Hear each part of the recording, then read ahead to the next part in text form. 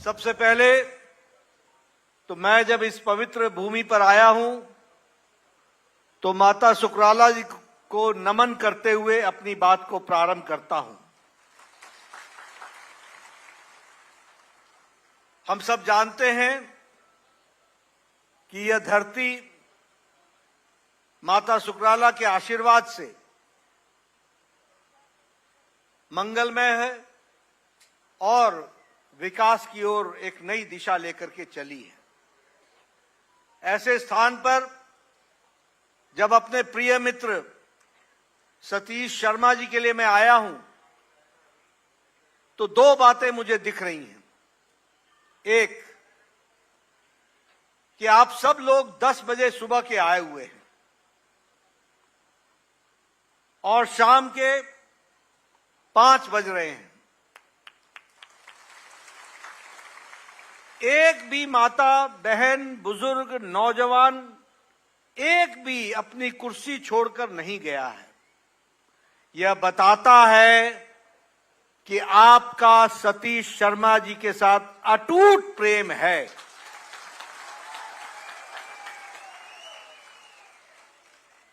और दूसरी बात, मैं तालियों की गड़गड़ाहट से पहचान लेता हूं कि आपके मन के अंदर कितना हर्ष और उल्लास है।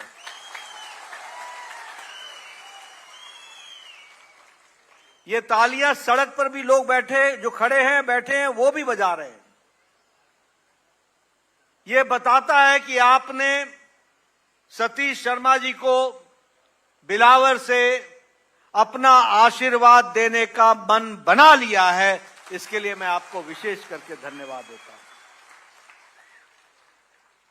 लेकिन मैं चाहता हूं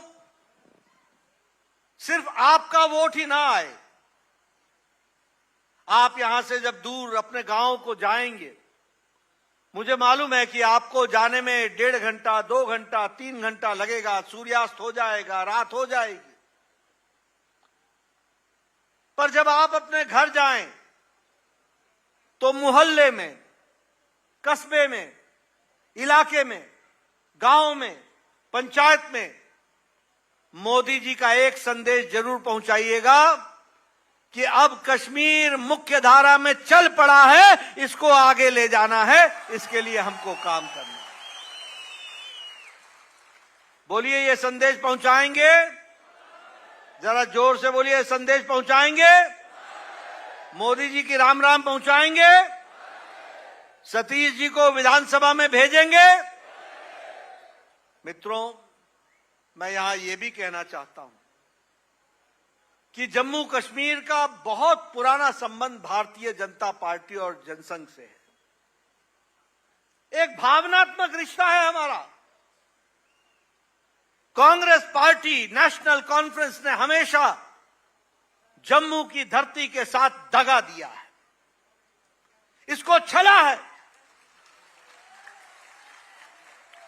धोखा दिया है, गुमराह किया है। लेकिन जम्मू कश्मीर की धरती के साथ अगर कोई खड़ा रहा है तो वो भारतीय जनता पार्टी और भारतीय जनसंघ खड़ी रही। शेरे डुग्गर पंडित प्रेमनाथ डोगरा जी, जो 1955 में भारतीय जनसंघ के तीसरे राष्ट्रीय अध्यक्ष थे, उन्होंने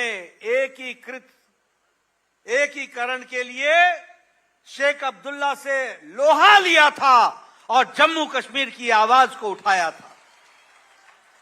वह हमारे तीसरे राष्ट्रीय अध्यक्ष थे। हमारे प्रथम अध्यक्ष श्यामा प्रसाद मुखर्जी, जो बंगाल के रहने वाले थे, लेकिन वो यहां आए और उन्होंने जवाहरलाल नेहरू और शेख अब्दुल्ला के गलत मंसूबे को चैलेंज किया और कहा कि धारा 370 जम्मू कश्मीर के लिए अच्छी नहीं है। एक देश में दो प्रधानमंत्री नहीं हो सकते, एक देश में दो निशान झंडे नहीं हो सकते, एक देश में दो संविधान नहीं हो सकते। और उन्होंने कहा एक देश में दो निशान, दो विधान, दो प्रधान नहीं चलेंगे। उन्होंने 11 मई को लखनपुर में बिना परमिट के जम्मू कश्मीर में अपनी बात को कहने के लिए आए, उनको अरेस्ट कर लिया गया और 23 जून को संदेहास्पद स्थिति में श्रीनगर में उन्होंने अंतिम सांस ली और वो बलिदान हो गए। इसको भी हमको याद रखना चाहिए।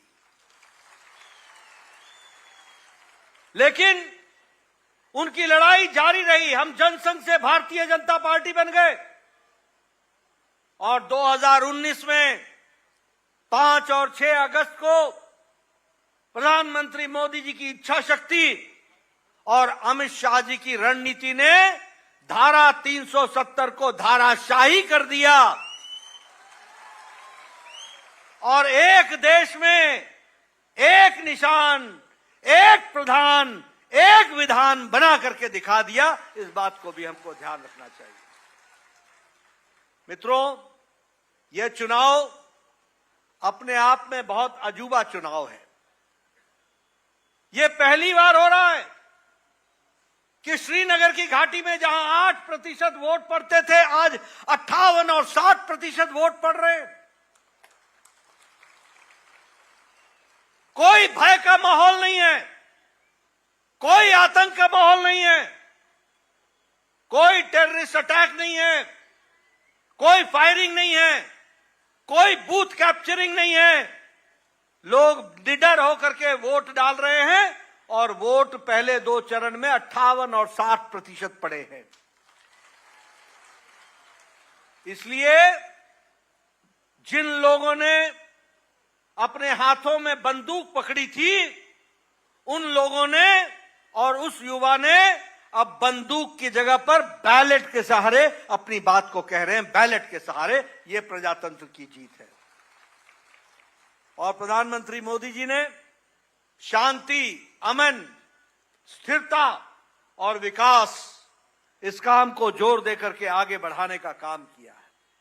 और इसीलिए जब मैं इसकी चर्चा करता हूं तो यह चुनाव अजूबा इसलिए है कि देखिए धारा 370 का अंतर क्या पड़ा। धारा 370 जाने के कारण आज वेस्ट पाकिस्तान से आया हुआ रेफ्यूजी भी अब इस विधानसभा के चुनाव में खड़ा भी हो सकता है और चुनाव में अपना वोट भी डालेगा। ये इसका अंतर पड़ा है। मनमोहन सिंह वेस्ट पाकिस्तान से आके भारत के प्रधानमंत्री बन गए, आडवाणी जी उप प्रधानमंत्री रहे, लेकिन वेस्ट पाकिस्तान से आया हुआ आदमी जम्मू में जो आया वह अपना वोट भी नहीं डाल सकता था, चुनाव में खड़ा होना तो छोड़िए। लेकिन धारा 370 हटने के बाद अब वह चुनाव भी लड़ रहा है और वोट भी डाल रहा है। यह मुख्य धारा में आने का काम हुआ है। हमारा वाल्मीकि भाई, दलित भाई, वह जम्मू कश्मीर की धरती पर सिवाय सफाई कर्मचारी के और कोई नौकरी नहीं कर सकता था। उसका बच्चा कॉलेज में नहीं पढ़ सकता था, मेडिकल कॉलेज में नहीं जा सकता था, इंजीनियरिंग कॉलेज में नहीं जा सकता था, आरक्षण नहीं मिल सकता था, चुनाव नहीं लड़ सकता था। आज धारा 370 हटने के कारण आज वह स्टेट सब्जेक्ट बन गया है और वो चुनाव भी लड़ सकता है, उसका बच्चा नौकरी भी कर सकता है और वह मेडिकल कॉलेज और इंजीनियरिंग कॉलेज में पढ़ भी सकता है। यह भी हमको ध्यान रखना। मोदी जी ने हमारे गुर्जर भाई, हमारे बकरवाल भाई, हमारे पहाड़ी भाई, हमारे पाडरी भाई, ट्राइब, इनको वोट देने का अधिकार नहीं था, इनको रिजर्वेशन नहीं था। ये धारा 370 मोदी जी ने समाप्त की, तो उसके कारण आज हमारा गुर्जर भाई, हमारा बकरवाल भाई, हमारा पहाड़ी भाई आज वोट भी देगा और वोट के साथ साथ वह चुनाव में खड़ा भी होगा, उसका आरक्षण भी सुनिश्चित होगा। इस तरीके से इस काम को करने का काम किया। मैं यहां यह बताना चाहता हूं कि ये नेशनल कॉन्फ्रेंस, ये पीडीपी और ये इंडियन नेशनल कांग्रेस, ये कांग्रेस, ये तीनों को एक ही लक्ष्य है और वह लक्ष्य है कि परिवार को बचाओ और परिवार को संभाल करके आगे बढ़ाओ। और मोदी जी का लक्ष्य है कि जम्मू कश्मीर को आगे बढ़ाओ और इन परिवारवादी पार्टियों को घर बैठाओ। इस बात के लिए हमको काम करना है। ये नेशनल कॉन्फ्रेंस में और कांग्रेस पार्टी में डील हुई। डील किस बात की डील हुई? डील हुई कि हम दोनों परिवार पार्टी अपने आप को बचाएं। उनको जम्मू की जनता से कोई लेना देना नहीं है। बताओ, जम्मू कश्मीर की जनता से कोई लेना देना है उनको? जरा जोर से बताओ, है उनको लेना देना? इन लोगों को कोई लेना देना नहीं है। अपना परिवार बचाना है, भ्रष्टाचार चलाना है। आप बताओ, नेशनल कॉन्फ्रेंस ने रोशनी एक्ट स्कैम में किया था कि नहीं किया था? भ्रष्टाचार किया था कि नहीं किया था? जे.एंड.के बैंक में भ्रष्टाचार किया कि नहीं किया? जे.एंड.के लैंड के परचेज में भ्रष्टाचार किया कि नहीं किया? आप बताइए, इन लोगों ने क्रिकेट एसोसिएशन में भ्रष्टाचार किया था कि नहीं किया था? मित्रों, आप सतीश शर्मा को जिता के भेजो और बिलावर से और इस जिले से 6 की 6 सीटें जिताओ, हमारी सरकार बनाओ। हम कानूनी तौर पर इनके खिलाफ एक्शन लेंगे और कानून के दायरे में आकर के इनको सजा में पहुंचाएंगे, सजा दिलाएंगे। इस बात का हम आपको विश्वास दिलाना चाहते हैं। मित्रों, इन्होंने जम्मू कश्मीर के साथ बहुत अन्याय किया है। 20-25 साल का व्यक्ति आज पढ़ने से वंचित हो गया। हाथों में उसके गोली थमा दी, हाथों में उसके पत्थर थमा दिया, पत्थरबाज बना दिया। आज आपको जानकर खुशी होगी कि जिस जम्मू कश्मीर से हर साल, जिस श्रीनगर से हर साल 300-400 टेररिस्ट डिक्लेयर होकर के निकलते थे, पिछले 9 महीने में सिर्फ 4 टेररिस्ट निकले हैं। बाकी सब ने मुख्य धारा शामिल कर ली, में शामिल हो गए। इस बात को भी हमको ध्यान रखना चाहिए। लेकिन ये जो कांग्रेसी हैं और ये जो नेशनल कॉन्फ्रेंस है, ये बाज नहीं आते, बाज नहीं आते। ये 1990 की स्थिति लाना चाहते हैं। बोलो, नेशनल कॉन्फ्रेंस ने बोला कि नहीं बोला कि आतंकवादियों को जेल से छुड़ाएंगे? बोला कि नहीं बोला? मैनिफेस्टो में डाला कि नहीं डाला? छोड़ना है क्या? इनको छोड़ना है क्या? अगर नहीं छोड़ना है तो कठुआ जिले की और सारे जम्मू कश्मीर की और इस जिले की भी सारी की सारी सीटें कमल जीतना चाहिए, कमल खिलना चाहिए और सतीश शर्मा को भी भेजना चाहिए। आप बताइए, आपको मालूम होगा एलओसी बॉर्डर पर क्या होता था? यहां से बिकने के लिए सामान जाता था और वहां से नकली नोट आते थे। यहां से बिकने के लिए सामान जाता था और वहां से असला आता था। आज नेशनल कॉन्फ्रेंस जिसके साथ गलबाइयां कर रहे हैं कांग्रेस पार्टी वाले, वो बोलते हैं एलओसी पर हम व्यापार फिर से शुरू कर देंगे। करना है क्या व्यापार? करना है? नेशनल कॉन्फ्रेंस बोलती है हम पाकिस्तान के साथ फिर से वार्ता करेंगे और मोदी जी कहते हैं जब तक आतंकवाद समाप्त नहीं होगा कोई बातचीत नहीं होगी और हम मुंह तोड़ जवाब देंगे। ये हमारे प्रधानमंत्री जी कहते हैं। इसलिए मित्रों, हमको ये ध्यान में रखना होगा कि विकास के दृष्टि से किस तरीके से आज बदलाव आया है। आज घाटी में बोलो, G20 की घाटी में श्रीनगर में बैठक हुई कि नहीं हुई? कार रेस हुई कि नहीं हुई? आप बताइए, वहां पर ये स्पोर्ट्स अपना ये खेलो इंडिया हुआ कि नहीं हुआ?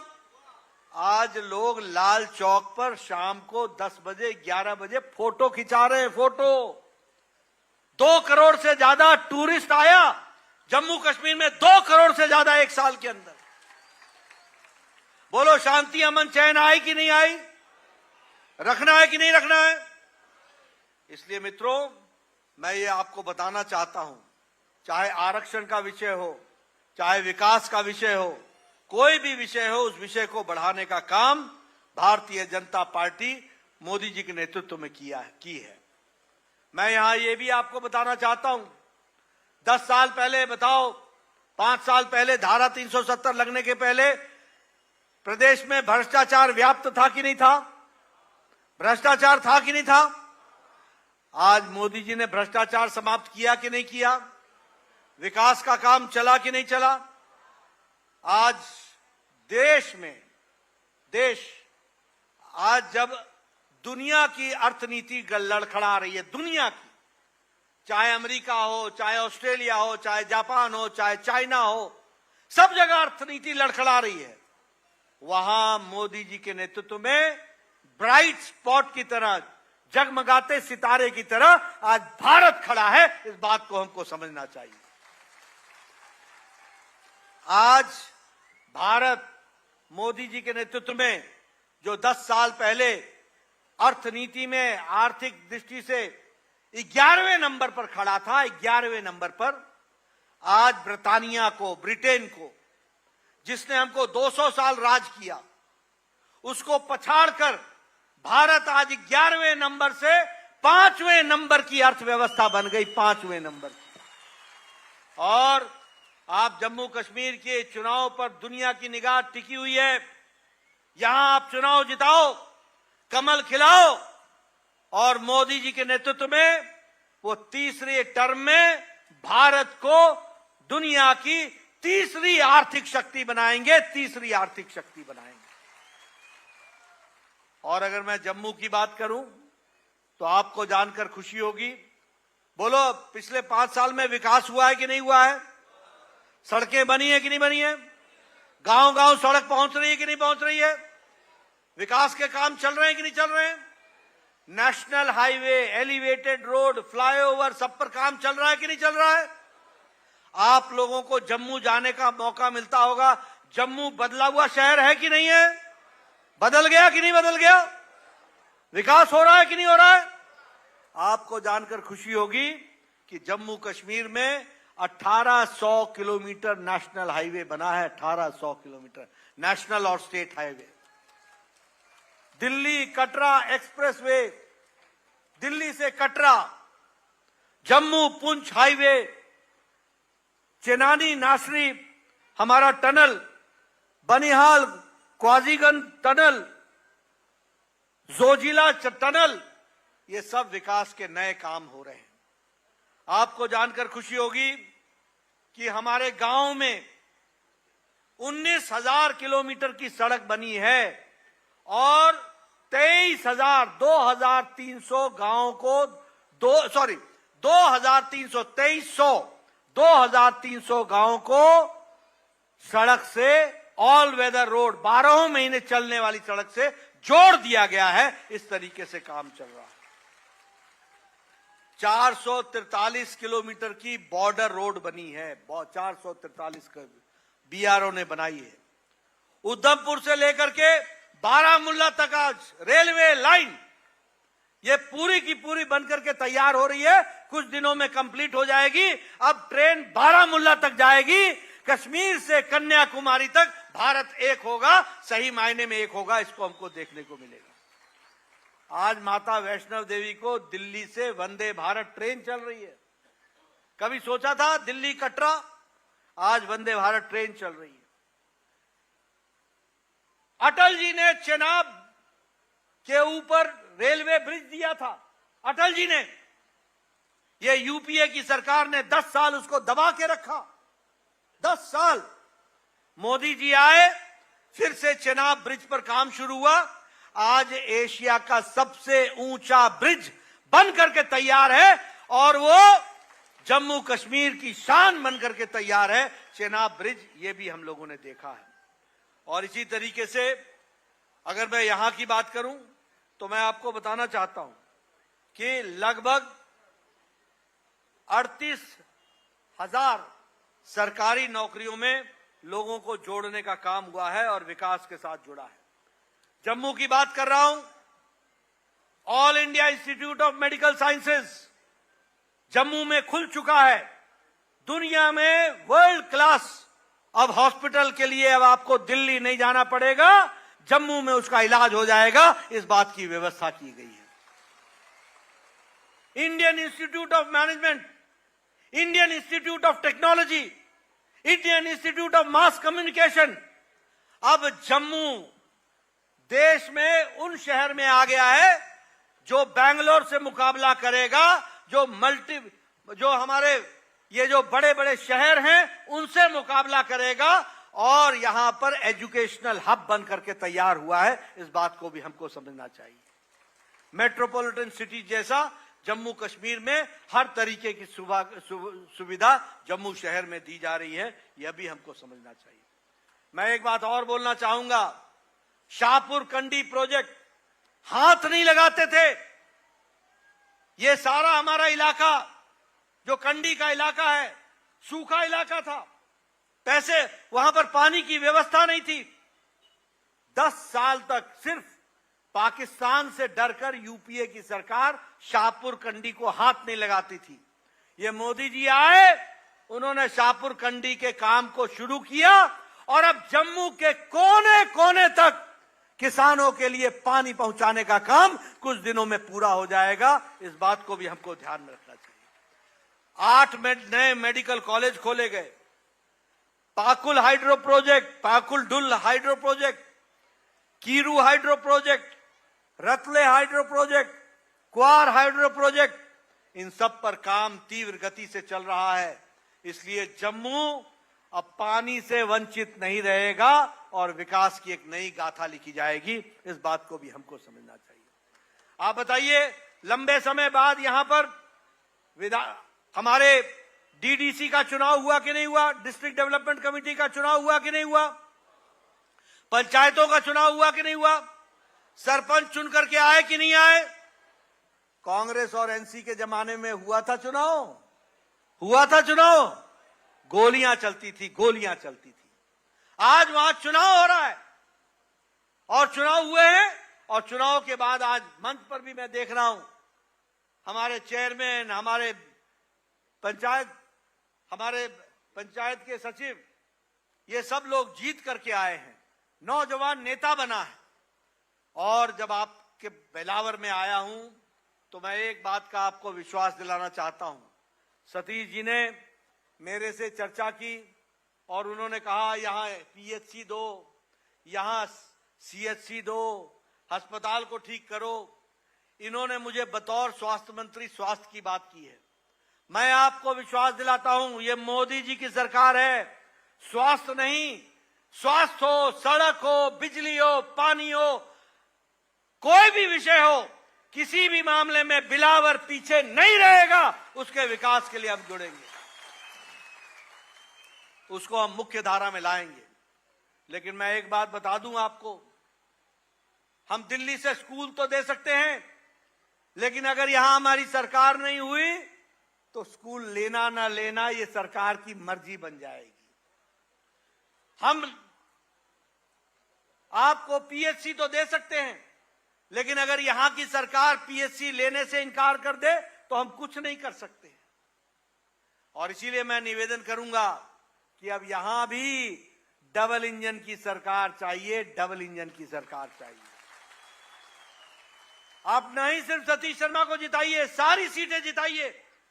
आपके जहां भी रिश्तेदार हैं, आपके जहां भी जानने वाले, सबको बताइए कि विकास की कहानी अगर लिखेगा तो कमल का निशान लिखेगा, मोदी जी का नेतृत्व लिखेगा। इस बात को हमको समझना है। और इसीलिए आपसे मैं निवेदन करने आया हूं पीएचसी की बात हो, सीएचसी की बात हो, अस्पताल की बात हो, सड़क की बात हो, बिजली की बात हो, स्कूल की बात हो, कॉलेज की बात हो, मेडिकल कॉलेज की बात हो, ये सारे काम होंगे। लेकिन इस काम का रास्ता एक ही है कि आपका ये उंगली ये कमल के बटन पर दबनी चाहिए और लोगों से दबानी चाहिए। सतीश शर्मा को भेजना है और उनको विधानसभा में पहुंचाना है। ये आपकी जिम्मेवारी, बाकी सारी जिम्मेवारी हमारी है, ये हमको समझना होगा। मित्रों, मेरा एक संदेश और पहुंचा देना। प्रधानमंत्री मोदी जी ने 3 करोड़ नए प्रधानमंत्री आवास योजना में घर सैंक्शन किए, 3 करोड़। अब बिलावर में भी कोई कच्चे छत का मकान नहीं होगा, पक्के छत में रहने का मौका मिलेगा। इस बात को समझ लीजिए। प्रधानमंत्री जी ने दूसरी बात जो पूरा किया है कि इस प्रदेश में बिलावर में कोई भी माता, कोई भी बुजुर्ग, कोई भी किसी भी जाति का हो, किसी भी आमदनी का हो, अमीर हो या गरीब हो, जिसकी उम्र 70 साल से ऊपर की हो जाएगी, उसको 5 लाख रुपए का हर साल गंभीर बीमारी से लड़ने के लिए और इलाज करने के लिए व्यवस्था की जाएगी। 5 लाख रुपए। और आयुष्मान भारत का 5 लाख को बढ़ा करके हम 7 लाख कर रहे हैं। लेकिन जिनको आयुष्मान का कार्ड बना है, उनको भी अगर उनके घर में कोई बुजुर्ग है तो उन बुजुर्गों के लिए 5 लाख 7 लाख के ऊपर अलग से 5 लाख रुपए मिलेगा और उन बुजुर्गों के इलाज की व्यवस्था की जाएगी। बोलो, ये सब कराना है कि नहीं कराना है? कराना है कि नहीं कराना है? अगर कराना है तो एक भी सीट किसी और को नहीं जानी चाहिए। हर जगह कमल खिलना चाहिए, सरकार हमारी बननी चाहिए। और इस सतीश को मजबूत करो। बोलो, सतीश जी को जिताओगे ना? मजबूत करोगे ना? आप इनको मजबूत करो। आगे मजबूत करना हमारी जिम्मेवारी है। आगे से पूरी ताकत के साथ इसको बढ़ाएंगे और ये बिलावर की सेवा कर सके, इसकी हम चिंता करेंगे। बोलो, सतीश को जिताओगे? जरा पीछे से आवाज आनी चाहिए। जिताओगे? जिताओगे? मैं आश्वस्त होकर के जाऊं? पक्का? 8 तारीख को नतीजे निकलेंगे तो मैं बिलावर के बारे में देखूंगा। देखूं ना? बहुत बहुत धन्यवाद। जय भारत, जय जम्मू।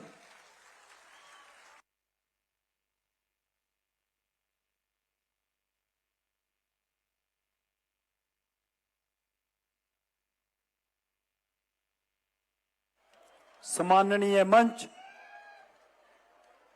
विशेष तौर पर राष्ट्रीय अध्यक्ष जेपी नड्डा जी,